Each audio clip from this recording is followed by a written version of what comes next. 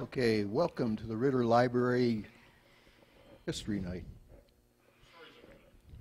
Thank you. Stories of Vermilion from a lot of good people. Wow. This is sponsored by the Ritter Public Library, the Vermilion Area Archival Society, and the Vermilion History Museum. If you have your cell phones on, please turn them off. I think you've been told or asked to do that already. We'll have questions when we're getting winding up here tonight. Tonight, I'm going to let these people introduce themselves.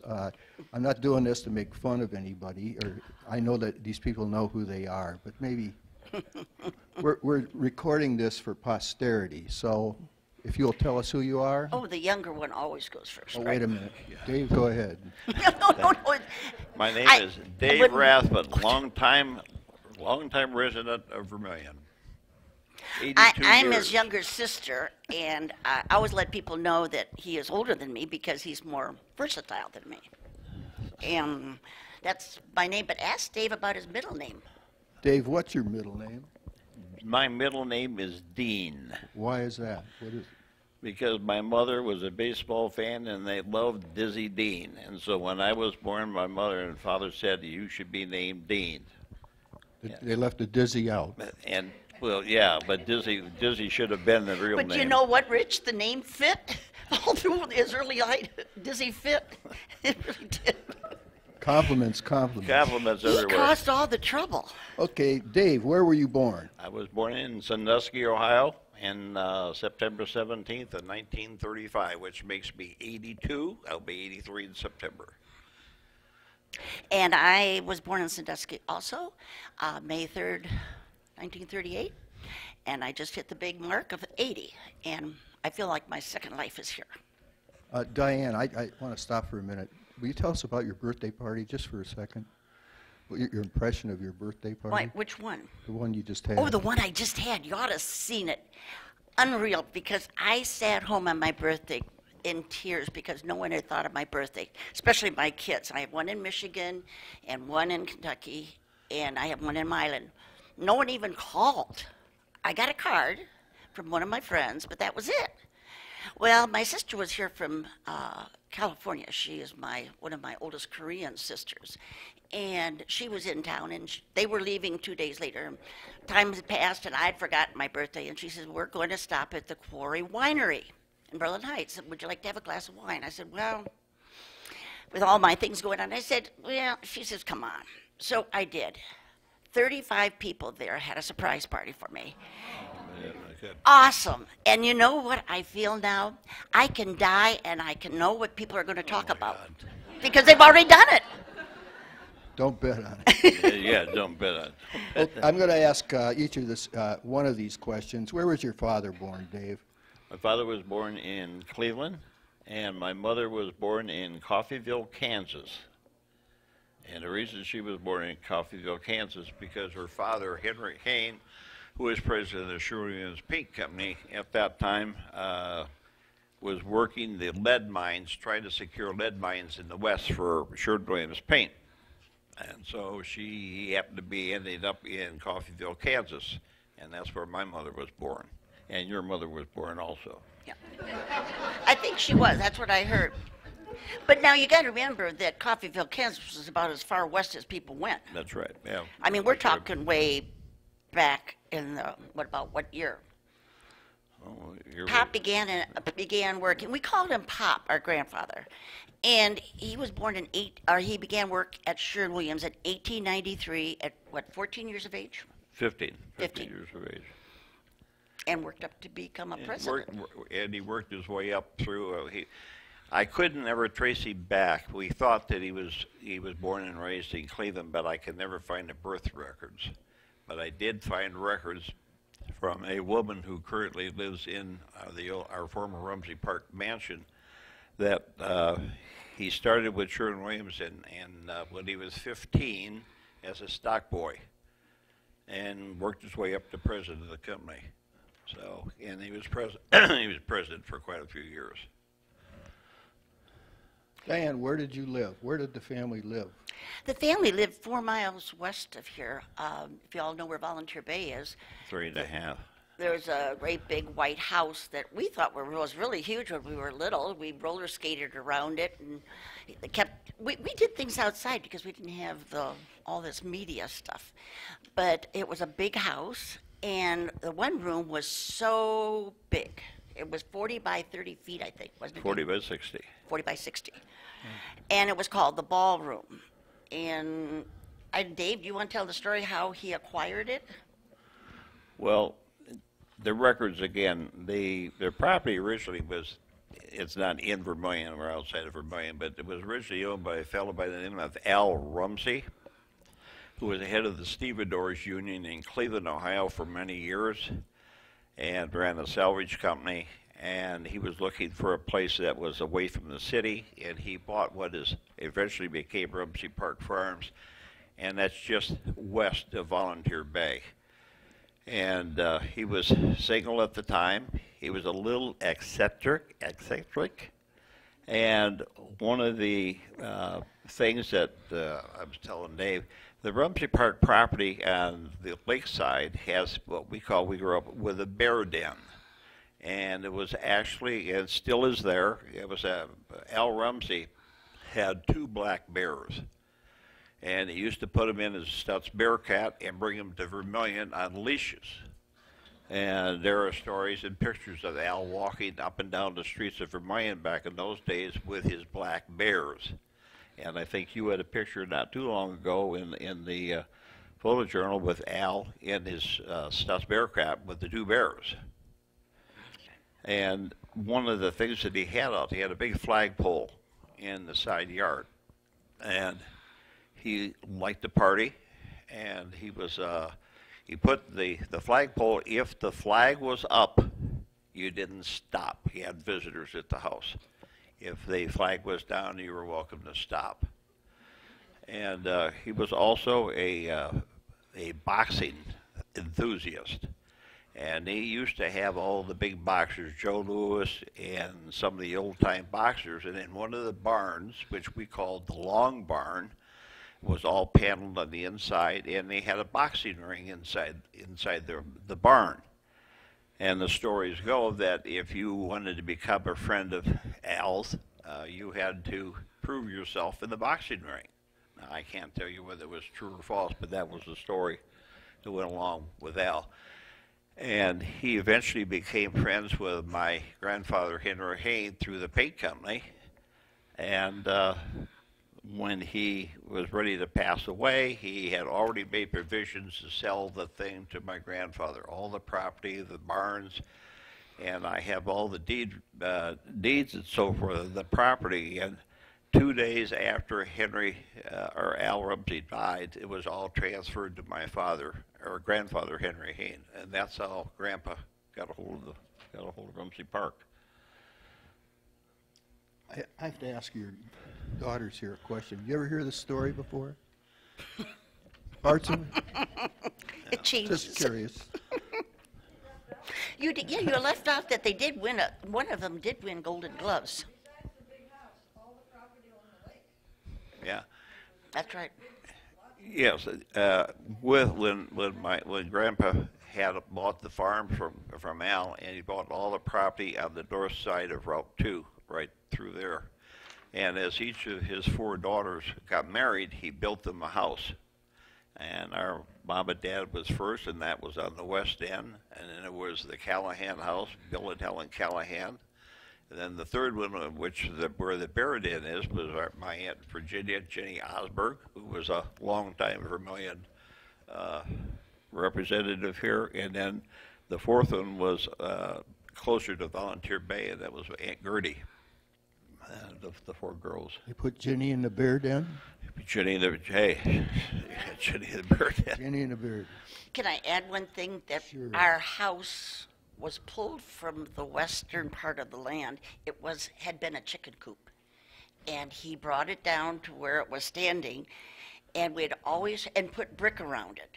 And it was cold during the winter. Oh my gosh, I had snow inside my windows because he was sort of a barter. I'll give you paint for this. And so he got all this brick from the CBS brick supply company in And Cleveland. that was Al Rumsey's salvage yard too. Was that it? Yeah, I didn't yeah, know that. Yeah. But anyhow, when the house my parents died and we went on, Chris Winterstein bought it, and the people who bought my Aunt Virginia's house wanted the brick because it matched that house. So they had, I forget who the gal was that took each brick and took all the mortar off.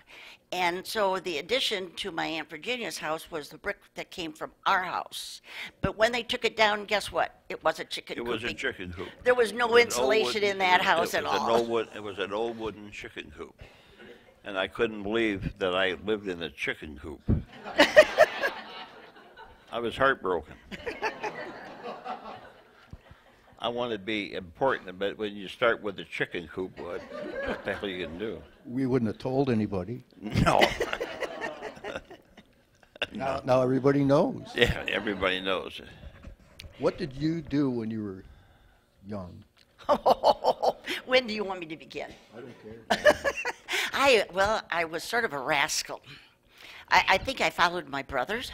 I had an older brother, Bob, who was 3 years older than Dave, and whatever they did, I thought I could too. I was not the more ladylike one in the family. The sister that came along was.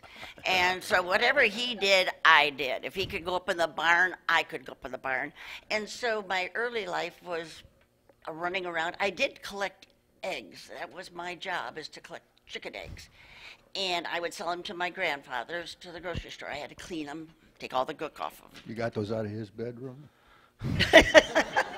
No, it was a different coop. Oh, but okay. but I do want to. But one thing I do remember when I was young, our milk came from the farm, and we had a little tin bucket that my cousin Mary Lou Callahan and we'd go up every evening, and the farmer who was ever milking the cows would pour the milk in, and we would take home warm milk, and that's what we drank.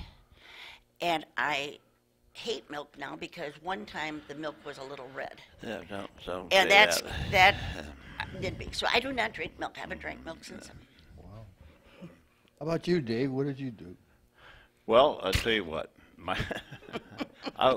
Being on the farm, I mean, that's all we did.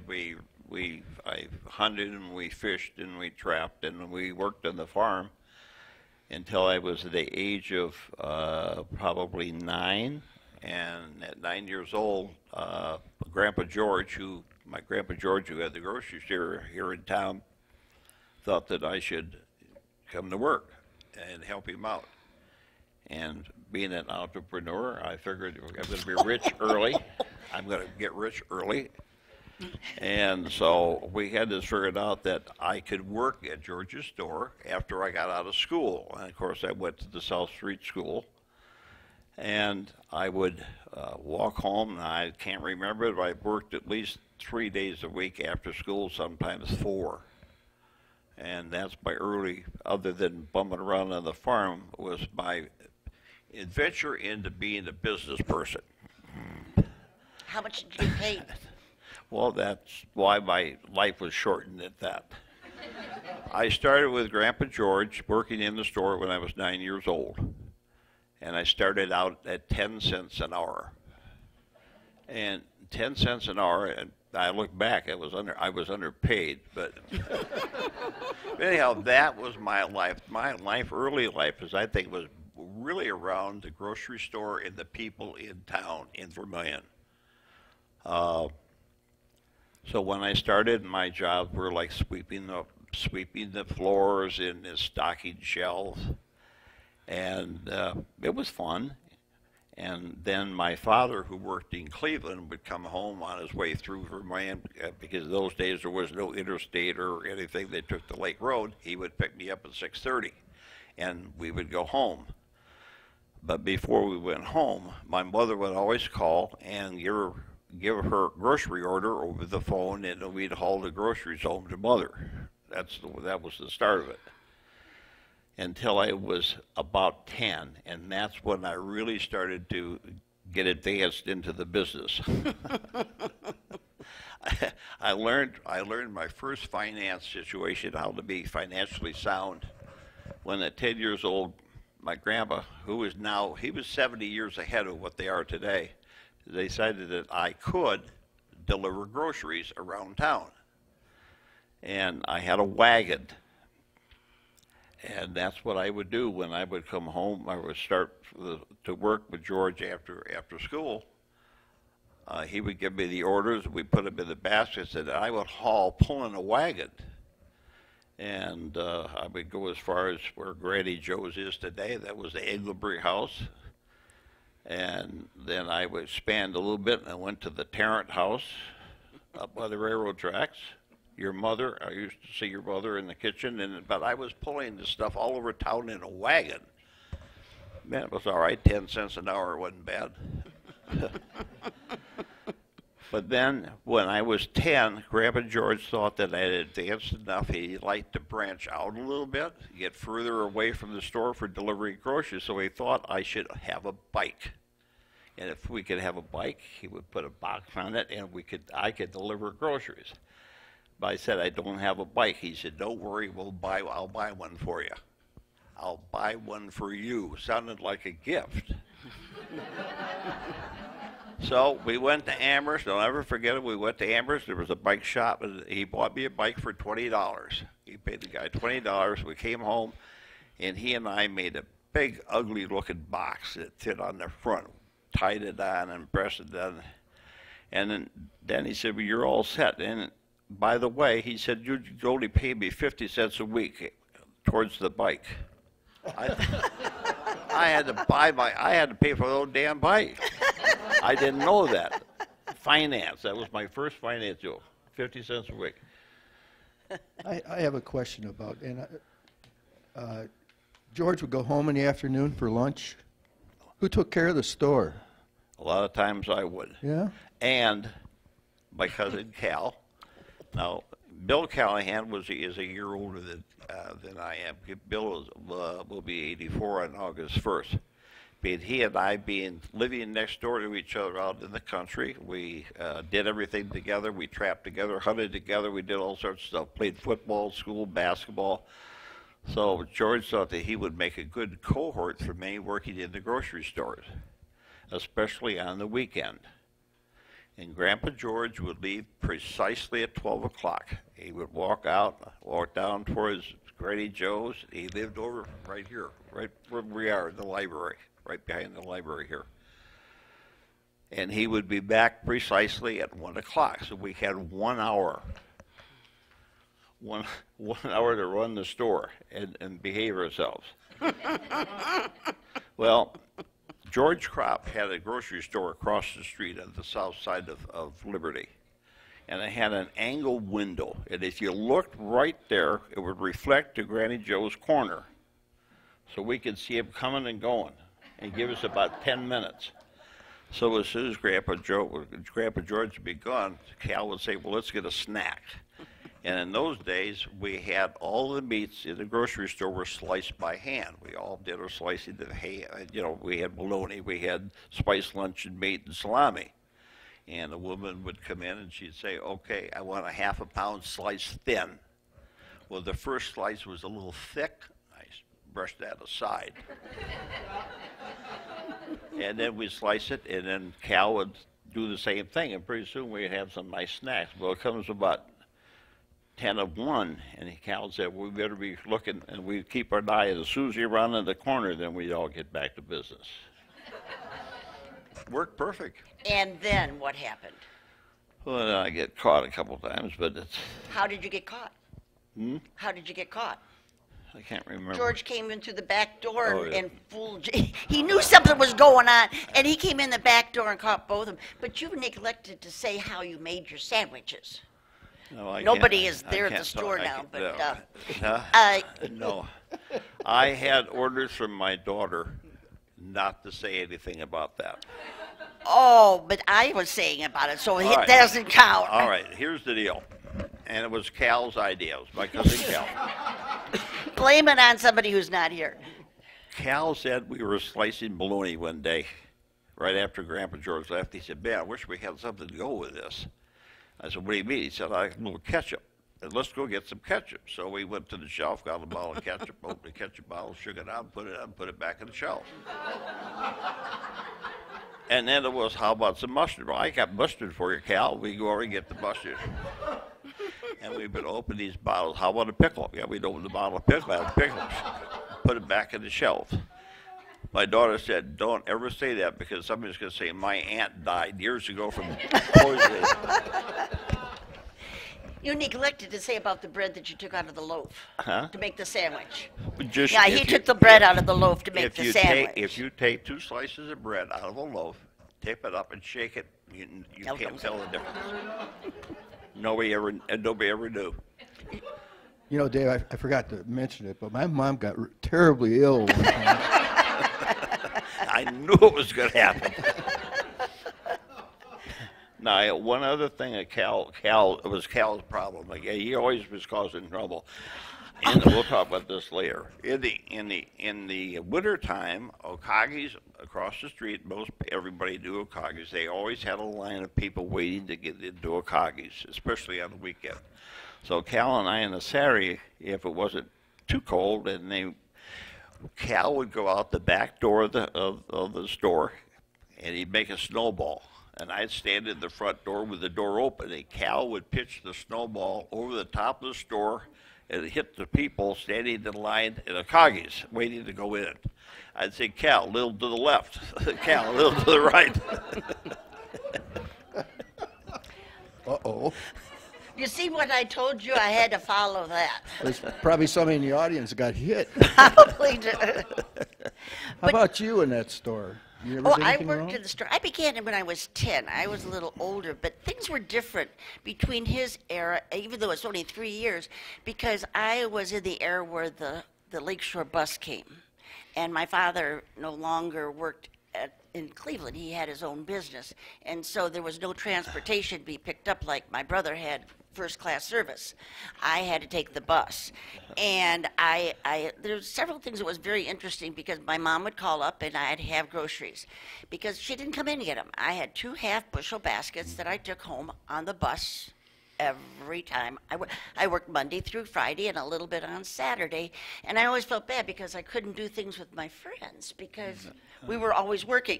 But Dave talked about entrepreneurship. I got paid 25 cents an hour, which to me was big pay. You got 25? Yeah, I was better than you. I was better than you. I wanted to let you know that. She didn't have to pay for a bike either. But, you know, he would write it out on a little piece of paper. And you put your name, and they put the hours for Monday, an hour and a half.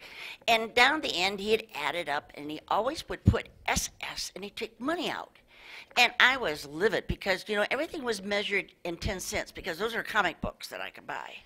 And they would take this SS out. And I never knew until I got grown up. Until you didn't have it. No, I didn't have it, but guess what? It's paying me now. It was Social Security. But George was a smart man, and I think maybe David, as I say, was a little different era than I was, because George was he had a lot of friends who came in, and I think they might have told dirty stories. Because when I would be back there where he was, leaning back in his chair with his pipe, and he'd be like this with his pipe, and George Kropp would come in. And then George Blattner would come in. And all of a sudden he'd say, Girlie, up front. Girlie, up front, which meant that was serious. Get up front and get away from his stories. But he heated the store with that whole big store with a pot-bellied stove. And more than one salesperson would stand back there in the wintertime, back up the stove and burn his coat. I always remember that. I just want to ask a little about George, as long as we're talking a little about it. I want to hear a little bit about George's background. He was more than a grocer, for sure. Yeah. But Diane, you can go ahead and tell them about Grandpa. Well, we just found out that George was born in Solon, Ohio. And his father worked on a schooner on the lakes here, fishing. Captain of the schooner. He was a captain of the schooner. And the family, we just found out from just recently that the family moved up to Vermilion because fishing was a good source of income. And so George became, I think he was second mate, didn't he?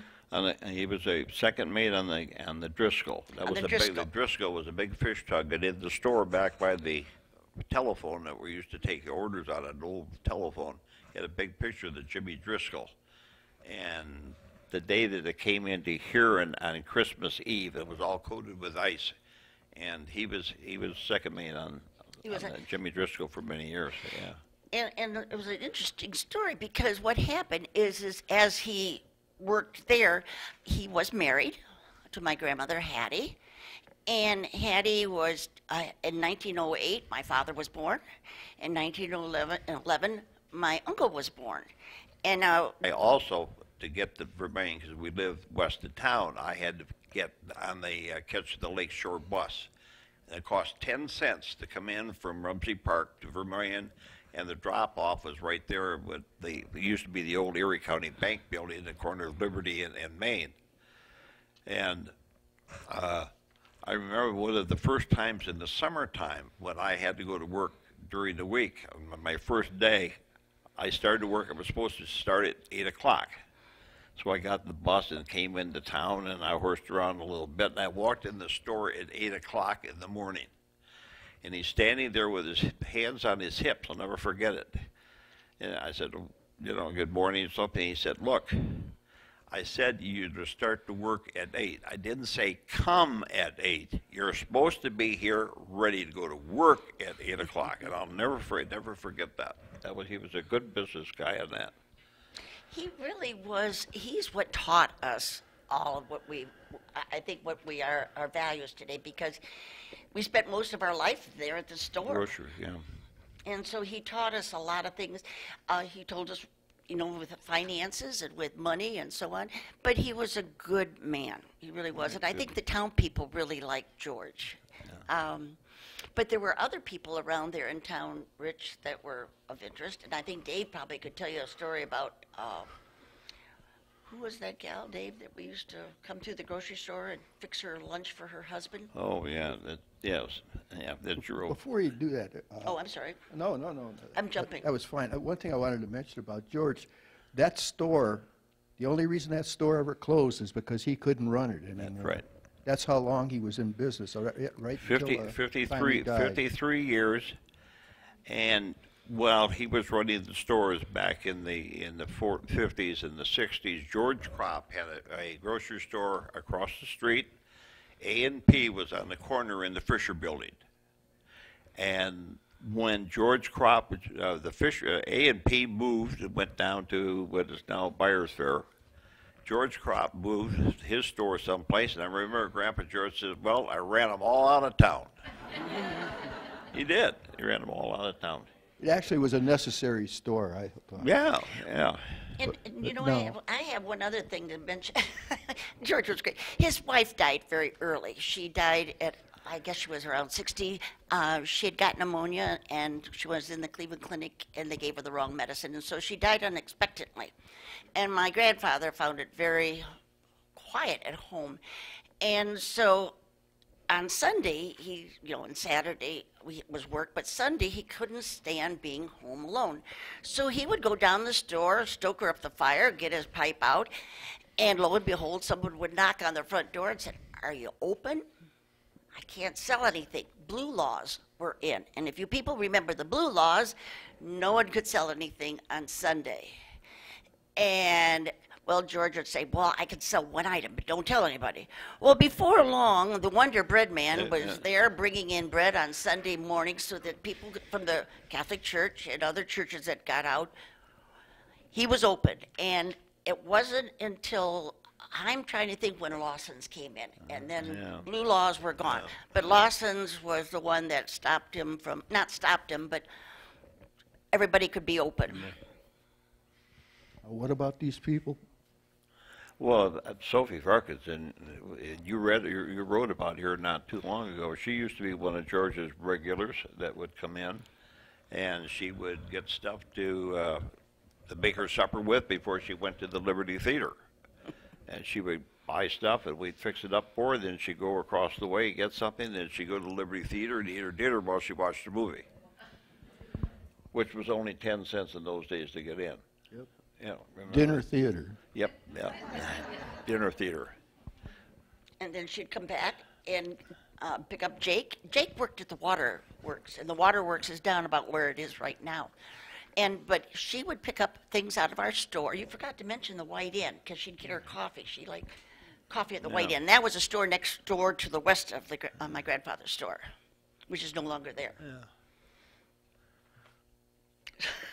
So Rich. Who else? Well, one thing, talking about Vermilion, one thing that is, you asked me, you know, things that I see that have changed. One of the things that we did in the country out there at Rosary Park Farms, on Saturday was rubbish day. And my uncle Bill Callahan, who lived next door to my dad, the two of them would get together, and they had a trailer, two-wheel trailer that they pulled behind the station wagon, and they put their rubbish in it that we collected. Then they go to Grandpa Haynes' place and get the rubbish, and we come to Vermilion to the dump. And anybody remember where the dump was? Yeah, right down there by the waterworks on West River Road. As you make the bend where the water plant is, and it's now the Vermilion boat input area, that was all dump. And the whole area every year kept getting bigger and bigger. And we loved to back the trailer up and throw the bottles and watch it break and do all. But that was the city dump, and that's where we came into town and dumped everybody dumped their trash down there, and that's why that hill is so big, because of the trash. It was actually a big loss when it went. Yeah. In some ways. In some ways. You notice you also forgot to mention your other job that you had at the movie theater. The movie theater, our aunt owned it for a period of time. Liberty Theater.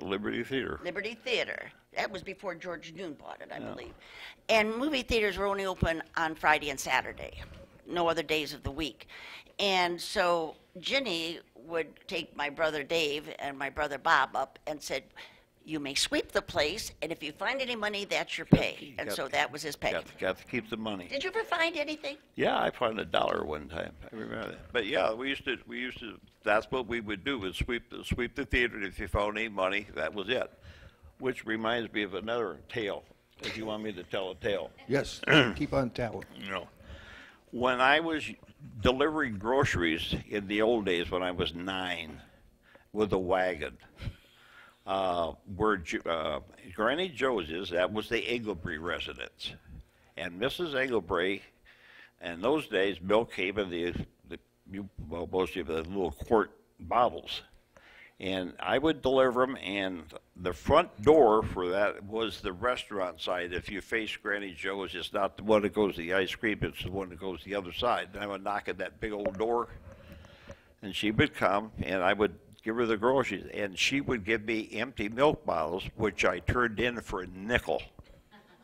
Grandpa George gave me a nickel, and that was great because two bottles I had a theater ticket for. You're in the money. Huh? You're in the money. And the money. But then when we got to the point where George was ahead of his time, I saw an ad the other day for Heinen's. If you want to get groceries delivered to your house, you call Heinen's and they deliver. Hell, we were doing that 75 years ago. But with that bike, I used to deliver to the Gideon family down by her house is still there, down by the Main Street beach. I used to deliver to your mom. And I remember going into your mom's and putting the stuff on the table, that long porch you had going in. The barbers in town, Judd and Pete, and Pete Derby lived over in the corner of South and Sandusky. And I was getting out, Mrs. Jones lived down the west end of town. And I was all over town in that bike delivering groceries. And a lot of people, what they would do, Harry Miller lived up there, I think on Perry. And Harry Miller was an ex-mayor and only had one leg from sugar diabetes. And I would go to deliver the groceries, and the first thing I had to do is go in and visit with Harry, her husband, who sat in the corner chair. And I was a little kid. Man, I was scared to death of a guy with one leg. I felt, But that's what I did. I was all over town. And there was a woman on Huron Street called Mrs. Andrews. And Mrs. Andrews was your ideal old matronly old woman. She's very nice. But she, many times if I delivered groceries to her and I went in, I remember one time she thought I had a cold. I said, no, I'm fine. She said, get in here. So she made me come in the house, and she said, open your mouth, and she gave me a whole bunch of junk. I didn't know what the hell it was. But I was afraid to say no. But these people were great because and Mrs. Jones, who lived down in the west end of town, just where the double highway starts out. I would walk out, I could do it today, walk in, go up those stairs, and she had a big round table. And I do just where to unload the groceries, and she would be there. It was a real experience, really. It was, I think back on it, and I took a lot of spills too. Mrs. Gideon's was downhill towards the Main Street beach. And I remember more than once dumping because he had too big a load in the front. I could have claimed workman's comp, but I don't think it. Talking about that, we had doctors. Today we've got a lot of doctors. But back in our day, I don't know how much education they had, but sometimes I question it. There was a Dr. Heinig, who was one of the original doctors here. I remember him living in the house next to where the fire department is. And there's a house there today where you walk down the stairs, and his office was down the stairs. Well, when I was about 5 years old, and my brother was 3 years older than I, for entertainment, sometimes we would chase each other. Well, being a nasty day, I guess, he was chasing me in our house, which was very, very small. And we had a door between the porch and the house, and it had glass glass panes. And he's chasing me, and I'm holding the door. I told you he was a bad brother. And I'm like this, and door opens, and my arm gets gashed. And here I am crying, and I've got my poor arm, and blood is out. And, of course, he's in the doghouse. And they take me to Dr. Heinig. Well, Dr. Heinig, as I say, sewed me up, took out some glass. And I remember going home, and I cried for weeks. I said it hurt so bad. So they took me to the Lorraine Hospital. I have a piece of glass that was that big still in my arm. And to this day, I have that piece. He didn't get it all out. So every time I would move my arm, that piece cut in. And why it didn't cut any arteries, I don't know. But anyhow, that was Dr. Heinig. And then after that, who came after Dr. Heinig? Do you remember? Dr. Szymanski was in town, too. Dr. Szymanski was? Yeah, right over the corner over here. And then Doc Dickinson came, and his first place was where what is that? Telephone. Yeah, the telephone company. And then he moved from there down to where the Next to the post office. Next to the post office. And I'm just thinking about other buildings in town. Dave, why don't you tell them about George, because Leslie is here, George Roberts and Doc Dickinson, and their first adventure. I always remember Leslie's dad running the gas station. We had a gas station right here. Right in the corner. Yeah, right here. Shell station, wasn't it? Mm-hmm. Shell. Yeah, Shell station. You could go to Shell. Huh? You could go to Shell. You go to Shell. Good Shell. No, there were gas stations, and they were, Fulpers were basic, and the other one that I remember was down which is now the insurance company right there before the bridge. It was Harry Hayes's gas station. And when Harry was there for long, and behind the gas station was the ice house. Now, when I was a kid, that was many, many years ago, Baby Buddy remembers the ice house down there. And so on Sundays after church, Dad and my Uncle Bill would go in, and you bought 25-pound blocks of ice, which we took home for our refrigerator. No, that was icebox. before we had electric refrigerator. Icebox, Dave. We had an ice box, and that's what it was. And you put the big blocks of ice. And I remember on the hot summer days, the fellow would let you go into the ice house when he was getting your ice for you. And that was there for many, many years. That was a staple for everybody that needed ice for the refrigeration. And there was straw in there, so they must have gotten it from the river. That's all I can think of. I can remember straw in there. To preserve it, yeah. To preserve it, yeah. Help preserve it. How about some of the other people, characters around town, did you know? Oh, geez, there were a lot of, when I was a kid growing up, one of the things I did when I worked at George's grocery store, he was very nice to me. I got 20 minutes off for lunch. And if I worked on Saturdays or during the summer, I would work. And a lot of people probably, you remember Paulie's Snack Shop? Paul Okay, Matricus. Paulie's Snack Shop, for Grandpa's store, there was the barber shop, and a little restaurant in a corner. It's still there. I don't know what business is in there right now, but it was Paulie's Snack Shop. And Paulie was a Greek, and you could go in there, and his specialty was hot dogs. He always had plenty of hot dogs and hamburgers on the grill, and it was a real narrow store. Restaurant. Sort of a pie shape. A pie shape, yeah. And we used to go in there, and for 20 minutes, I could get a hot dog and an orange crush pop for I think about a quarter. And that wasn't too bad. I was spending 10 cents an hour. I could afford it. But Paulie was a staple downtown, and so he taught me Kalpalici. Kalpalici meant good boy in Greek. So he always would call me Kalpalici. I would open the door. He said Kalpalici. And later on, one day he told me, he said, I'm closing the store. I'm going over to get a wife. I'm going back to Greece. And he went back to Greece and came back with this woman who was his wife. And then it was Kalpalici. So I had to tell her Kalpalici because I meant good girl. So I would say, he would say Kalpalici and I'd say Kalpalici. And Paul's Snack Shop was a staple when I was a kid. Everybody went there, next to the White Inn, and that was the White Inn was another staple downtown. What happened to Paul's wife? I can't remember. You don't remember? See, you are old. Wow. No, Paul and his wife did not get along very well. So Paul's wife went back to Greece, and the Paul Snack Shop continued until Paul. I didn't know that. Yeah. You know, Paul lived right next to our house on Perry Street. That's right. right. Exactly. Well, they'd get to arguing in the summertime. You could hear them all over the neighborhood. Really? Oh, yeah. Well, that's why she In went Greek. back to Greece. In Greek, yeah, in Greek, in There's Greek. a reason. Okay. But he was a staple for downtown for many years. And the other place that was a staple, if I may say so, the Olive Scene. And I imagine a lot of you remember that was Littman's news service.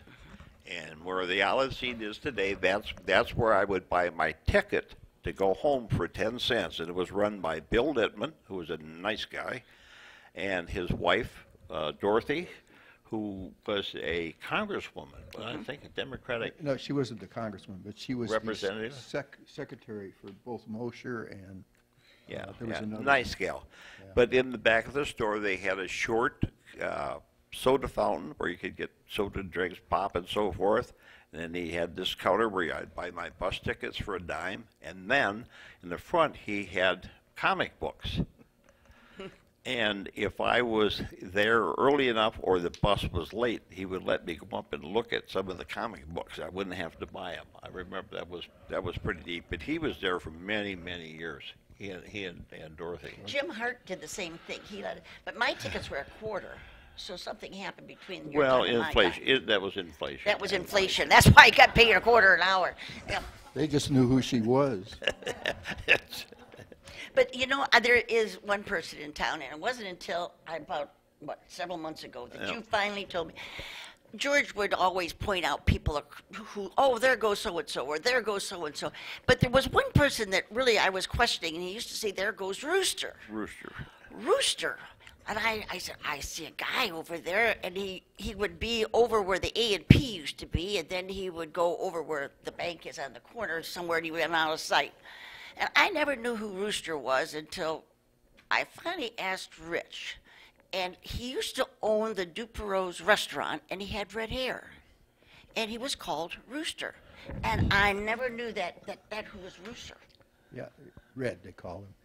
Well, I knew him as George called him Rooster. Well, yeah, that's fine. What I wanted to mention about that, we were talking about that the other day, and after you had left, I was sitting here talking with my niece, and this girl came across the street, and she came in, and she was related to Dupero's. Really? Really? Yeah, she was like a, Well, that would have been a niece interesting. or something like that. It was very odd. And the Duperles restaurant is where Lee's Landing is today. And right next to Lee's Landing was, we called him Uncle George. I don't know if he was really our that uncle. was at Negley Meat Market. Negley's Meat Market. And I don't know if any of you ever remember, just a small little place. And then next to that was Hawkins Flower Shop. And Hawkins Flower Shop was the only flower shop in the whole area, town, I guess. yeah. But she was delightful. She was delightful. George was terrible. He was horrible. He was. Where are you, George? George was in the window and he'd watch people go by. He would watch people, and he was almost as scary as a coach that was of a football team that we had in Vermilion. He used to scare me too. Yeah, You remember him? who was that? Maybe some of you might have had him as a teacher, Bob Braden. Did he ever scare you with those eyes? Yeah, my favorite coach. He was my football coach. Oh, you in football. Oh, you know what? This guy in football. His God. bigger brother was a great football player, six-man football.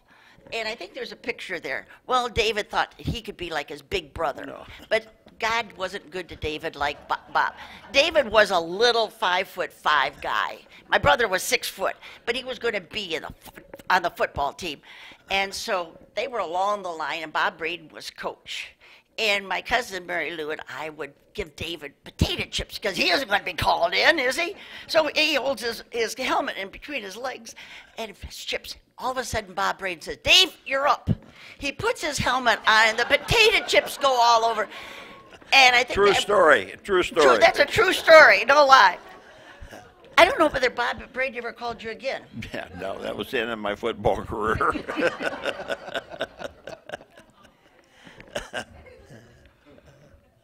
I was going to say some of the other stores. I don't know if any of you remember where Brummers is. That used to be called Engelbre's Dry Goods Store.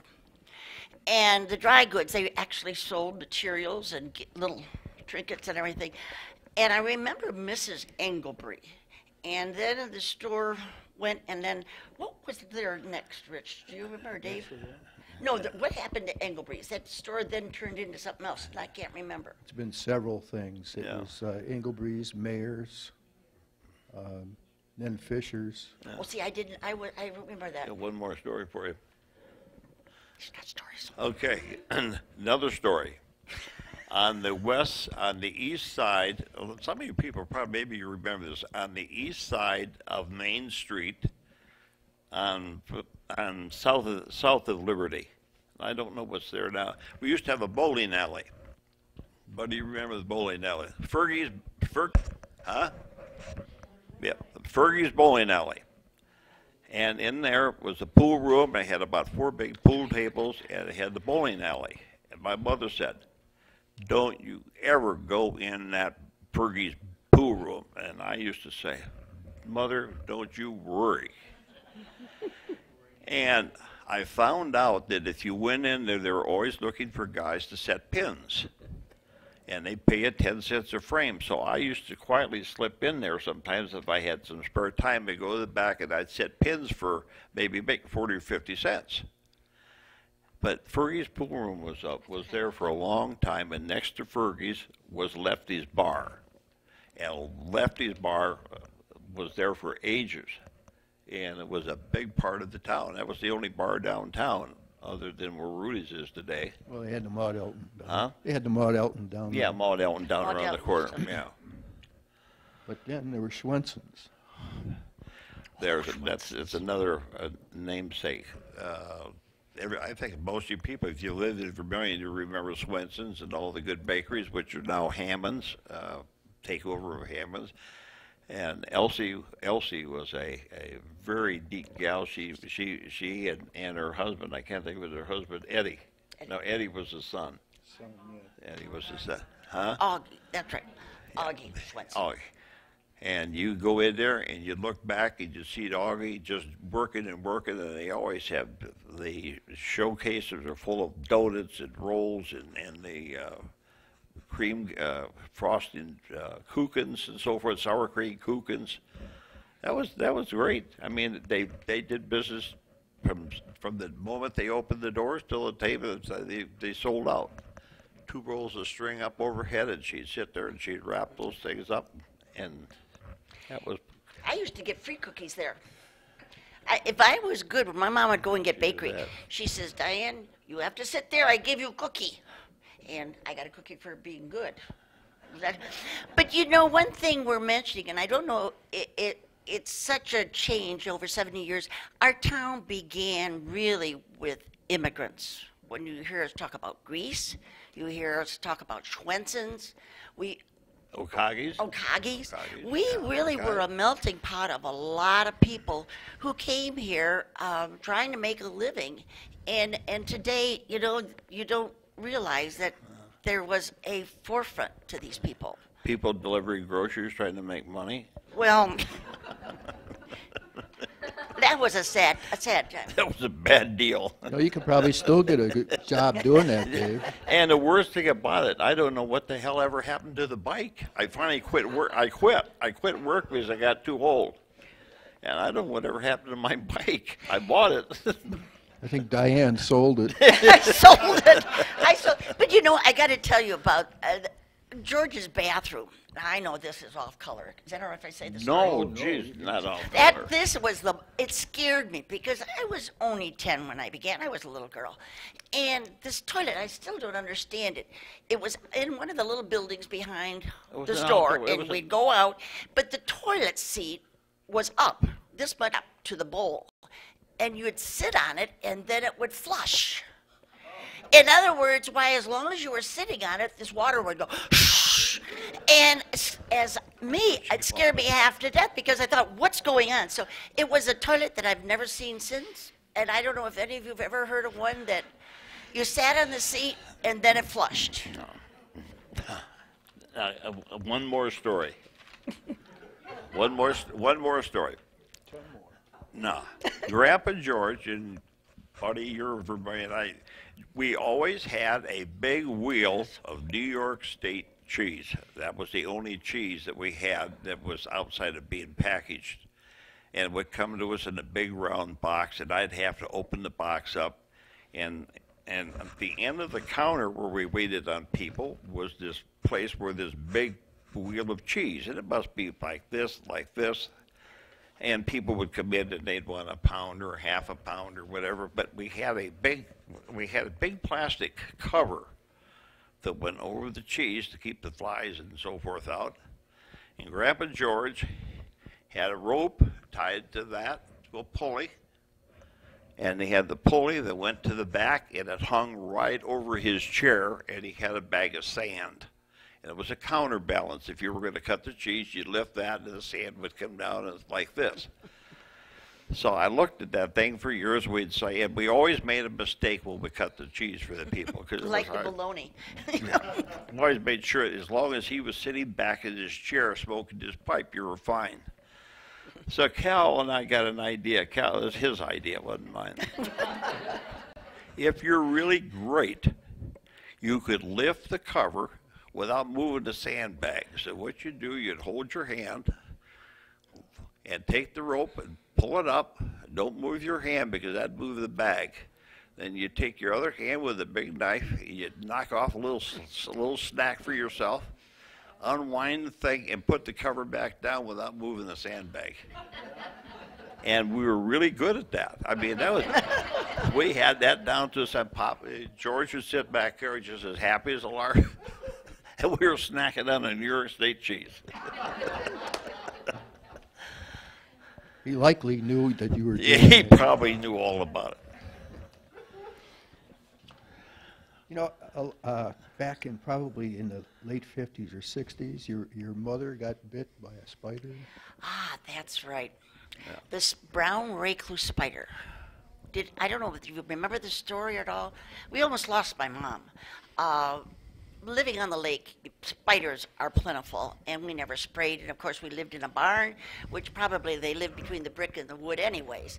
But my mother would, after everybody would go to bed, she'd go in the bathroom, and with the toilet seat down, she would read the Bible. And this was a time when kids would make these creepy crawlers. They would be a machine, and they had little spiders and things like that. Well, she saw one there sitting on the In the radiator. on in the radiator radiator, cover. and she says, "Oh, those kids! They were making those in to scare me." So she took a piece of toilet tissue and went like this, and it was a brown recluse. Well, she started not feeling good. Everybody's still asleep. About a half hour later, her fingers started to tingle, and then she's like, I better call my dad. And well, within a short period of time, her arm was all red, and they took her to St. Joe's Hospital, and she was dying. There was no doubt about it. And because nobody had ever seen, all she could say, she was delirious. She had lost, and the doctor had told my dad, "I don't think she's going to make it, because we don't know what it is that bit her. We can't give her the wrong serum." And by this time, all she said was ugly, ugly thing, ugly thing. Well, the doctor said we could try one thing. We've got some Black Widow serum, and we'll try it on her and see if it works. And lo and behold, she came out of it. Unfortunately, she did live. She lost her finger. She lost her finger because of the venom. And, of course, after that, my folks fumigated our house. And that was the weirdest thing to see. All the poison in there, all the spiders had come out of their web and died. And the house looked like nothing but a bunch of webs and dead spiders all over. No, you're pretty close to correct in the story. Not quite. Oh, I missed something. I don't like to I correct. knew he was going to correct me. Go ahead. The story, the story as I heard it, when she went to St. Joseph Hospital, nobody knew what was wrong with her. But there was a young doctor from Mexico. And he looked at that wound, and the young doctor said, "I think that's a brown recluse bite, because I've seen it." And so they quickly got serum from Texas, anti-spider serum, and injected her, and that's the only thing that saved her life. But it was really for this young doctor who had come from Mexico doing work here, and he recognized the bite. And that was the thing that saved her. But we figured out where that might have come from. If you remember, in the basement, our folks used to travel to Mexico a lot. A lot of fun. Travel to Mexico. You went. I never did. Well, once. I couldn't afford it. I was working. You only once I worked. You were trying to be smart. 10 cents an hour. Yeah, 10 cents an hour. That was smart. But anyhow, the folks had bought a bunch of earthen dinnerware in Mexico City, and they had it shipped here, and it was in a wooden box filled with straw, and it sat in the basement.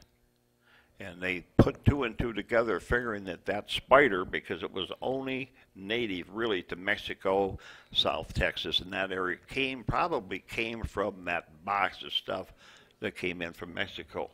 Could have been. But there was another lady that got bitten, I believe, or a child that got bitten about a year later. Year so, later. Of course, I went away. I know we've been talking about Vermilion, and I know most of you, or maybe many of you, know that we have three. We were such good kids. There were 5 of us. We were good kids. I was the middle child, the better one of them all. But anyhow, they adopted Korean children. We had been so good. At 52, my mom and dad adopted 2 Korean children from Seoul, Korea. You know why they did that? Because you were gone. No, they'd gone through 5 kids and none of them amounted to anything. So they tried something different. Well, but anyhow, and so she wasn't still happy with 2, and so she wanted to adopt a 3rd. Well, there was a law in Congress that you could only adopt 2 children. And so she got Mosher, what was he, Congressman? And Congressman Mosher and my folks and a lot of scrimmaging with the State Department here in Ohio passed a law. And today on the docket there is called a Mary's Law. And it was for my mom and dad to adopt Mary, who is the youngest child. And it's a bill such and such, and she has the bill, and it's called Mary's Law. And Mary lives here in Ohio, buried with 2 children and grandchildren. And grandchildren. And the other 2, I might as well tell them where. Sydney, the oldest one was Sydney. She lives in California. Married a boy from Sandusky. They both were in Ohio State, and they have 2 boys who both graduated from Ohio State. Yeah. And then, which is the one? And Tommy. Tommy, Tommy's the only boy. They were not related, but Cindy and Tommy were fairly 6 weeks, close. 6 weeks apart. 6 weeks apart. And Tommy lives in Columbus, and he's married with children and grandchildren. So the 3 kids did well and proved her right. They amounted But think to of something. 52 and having 3 babies. I don't know how she did it, but she was a sick woman. She had a lot of migraine headaches, but after she got past, I think, a certain period of time, and these 3 Korean children, she was well. Yeah. But we still carry groceries home in baskets. While you're talking about these children, how about, you have a younger brother. Johnny, we have a brother Johnny who was a cardiologist in Savannah, Georgia. Has been there for many years. I think he's been practicing about 35 years. He's 65. He is the youngest, and our older brother is 86. So there's a 21-year spread between oldest. What did your older brother do? I don't know. Brother Bob, who is 86 now, after graduating from Purdue, he went to Purdue University on a full ride to play football because he was in Vermilion here. He was all Ohio, and he got all the awards, whatever. We had a great crew of football players. And he went to Purdue University to play football, and in his freshman year of playing football, he broke his neck in a game. And he was in a cast from neck to waist for probably about 6 or 7 months. Never had any ill effects. Of course, that ended his football career. But the university was very good, paid him all the way straight through for 4 years. And then it was the Navy, and then he got married. They'll be married 64 years, he and his wife. And he traveled all over the world. They spent 14 years, he and the family, in St. Thomas, and built house after house and business after business. Wow. He was an entrepreneur. And Susie's in Huron? And Susie is in Huron, right? She's the youngest. No, she's number 4 of the 5. She's not the youngest. John's the youngest. Oh, Johnny, you're correct. See, they That's forget. correct. See, they forget these things. But that's all right. He'll forget them because he's got me to remind him. Now, how about your children? Our children. I've got 3 children. Our oldest is Drew. Dr. Drew was a dentist in Naples, Florida. Has been there for 29 years. And he has 2 boys. So we have 2 grandchildren, 2 boys through him, Nathan and Adam. And then we have the ex-president of the school board, Shelley. She's our Vermilion endurer, yeah. And she has the 2 children, good-looking young college kids here. Emily just graduated from Going to a college good 2 weeks school. ago. And Kelly just finished her freshman year at Center. And then we have, let's see, who else have we got? And then I got I Terry. don't think you have any more. Yeah, then we have. I don't think you have any more. I think then that's it. Then we have Terry. Terry's our youngest, and Terry will be 50 in July, and she has a daughter who just finished her junior year in high school, and she has a brother who just turned 14 and graduated from Jesu, and going down to St. Ignatius. That's it, Vermilion. And I've got 3 children, and they're spaced in Kalamazoo, Michigan, in Kentucky, and in Milan, Ohio. Yeah. And my Milan, Ohio girl is the director of special education in Huron schools. So I don't see her very often, but it's fun. One thing I didn't mention, our Grandpa George had 3 sisters. Mm-hmm. And one of the sisters was Hattie. And it was sort of ironic because she was called Hattie Rathbun. When she got married, she married Bill Williams, and so she became Hattie Williams. But then he married Hattie Negley, who became Hattie Rathbun. So we had a switch of Hattie Rathbuns there, which was sort of strange. Our whole family is strange. But we had a good town. It was a good town, No, and it it was still fun is. growing up here. It still is a good town. It's a lot of changes, and I notice it, but when you look back over the years, you people who live in town, and Mose, I think your dad, my dad and your dad were good friends years ago. And going down to the boatyard and where the boat club is today, I remember that was a fish market down at the bottom of the stairs. It was Needings. Harold Needing had a fish market there. It was neat. And Grandpa George would send me down. Sonny says, "Go down there, Kishman's, give me a pound of perch fillets for 29 cents." 29 cents, and I'd go out the back door and down the hill and walk into where they were doing all the fillet for the 29 cents. And I'll tell you another thing that people don't remember. Buddy probably will. Where Romp's Marina is, that used to be a swamp.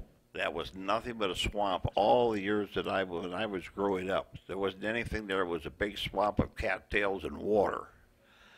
And it was great trapping because it was full of muskrat. There was a fellow by the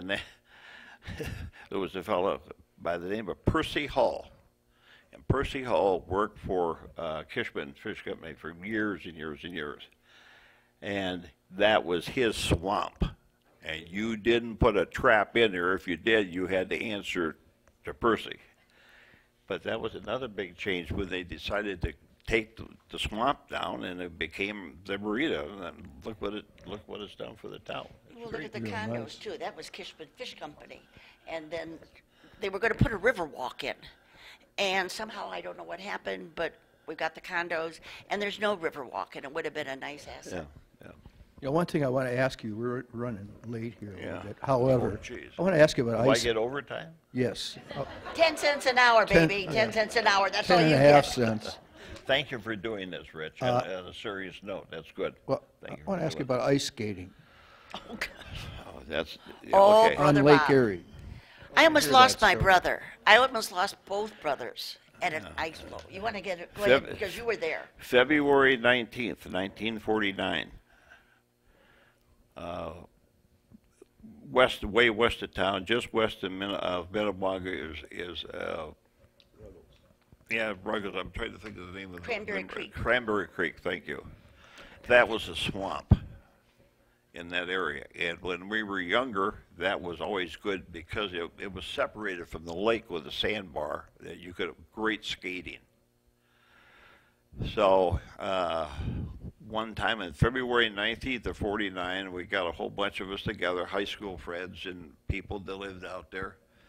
Donna Rootneck and Jimmy Moses from Cranberry Creek, and my brother Bob and myself and Dewey Diddle and Jane Bradley, and we had a group we had 11 of us, and we were skating there at nighttime. Of course, we didn't tell our folks where we were. We were somewhere, and it was dark.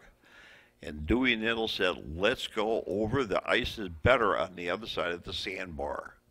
So we all walked over the sandbar over on Lake Erie.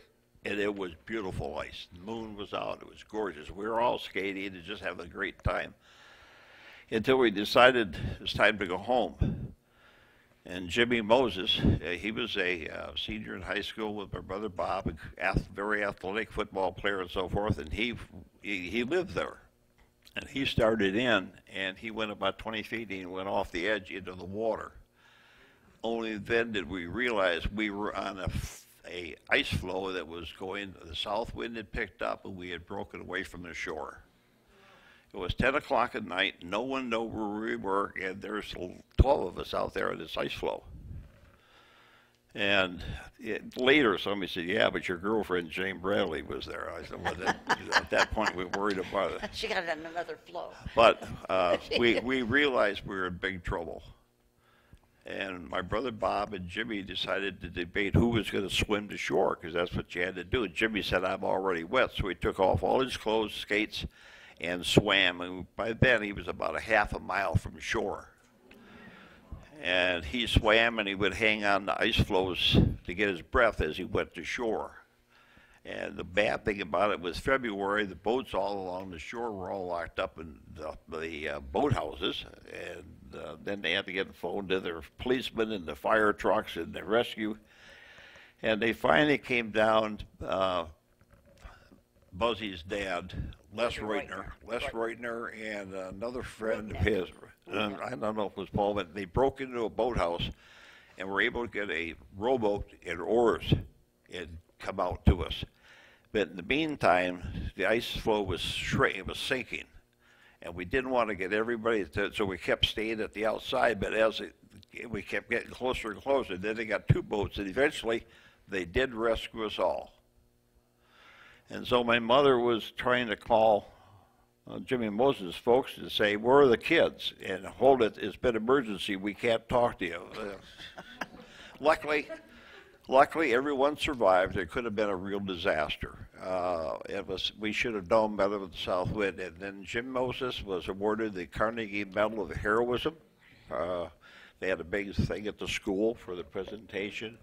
And I saw Jimmy at a reunion about a year before he passed away. And he still has the watch. We gave him a watch with the inscription on the inside. Thank you. That was February 19th, that was, 49. I would have lost two brothers. There were two Rudnicks. There were two Bradleys. Yeah, there were a lot of Burr. families that had several children there, and it could have been a real big disaster. Yeah, it's quarter after. We don't charge. It was very close. You'll get an extra nickel. I don't know, has anybody out there got questions for these two people? They want to ask him something? Buddy. I didn't hear. Street dance? Oh, yeah. the got street it. Yeah, dances. I forgot about the street I know, dances. Street dance, that was a big time. With the Rube wagon. Remember the Rube wagon?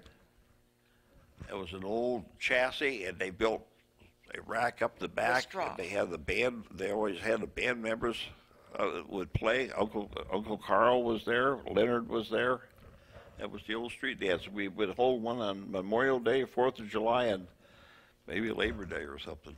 It was a big deal. And I remember we used to get these mayflies, the ones that stink. And of course, with all the lights on with the street dances, they were thick. And I mean, I lie not. George would the next morning, we had to shovel them, and they were that thick that we shoveled them off. Yeah. So they're not as bad as they used to be. Good. Thank you. I forgot about that. Do you remember, Buddy? The street dances, did you go to them? Oh, sure he did, yeah. We weren't allowed, I wasn't allowed to because it was for older people. Yeah. Dancing, Buddy was dancing all over the place. I bet you he was. There you go. Has anybody else got questions? A question? That was a good one. Tom Mose.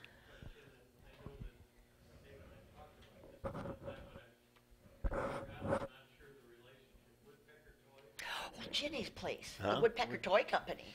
That's right. Ginny and Carl. Carl was her husband was very good, very crafty.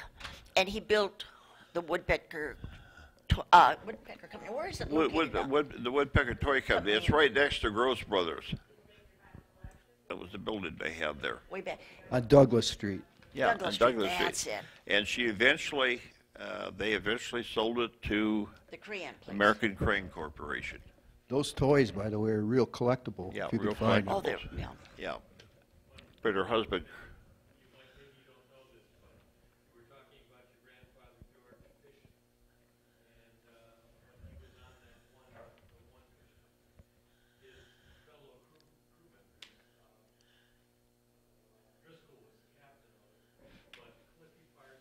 That's right.